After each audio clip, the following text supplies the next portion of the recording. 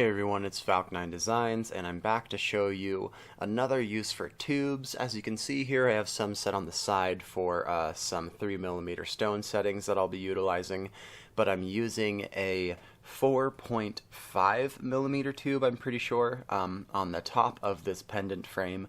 I'm going to be using this as the bail for the chain. I just thought I would show you all how I threw this together. It's a pretty quick and easy process if you're set up for soldering.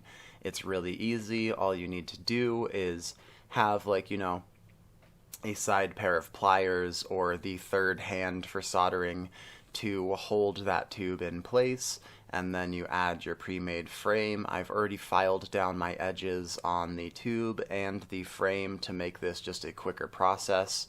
Once everything's all heated up, you've added your flux before that, then you're ready to just add your solder. I'm just stick soldering this one. And yeah, once that solder fuses together, it's ready to rock and roll. This is in progress right now. I wanted to show you all the start of this build, and then once it's finished, I will show you how I connect my wire details around this. I'm going to be bringing some detailing lines from the right side up over a coil and over the top of that bail, and then back to the back side and attach it there.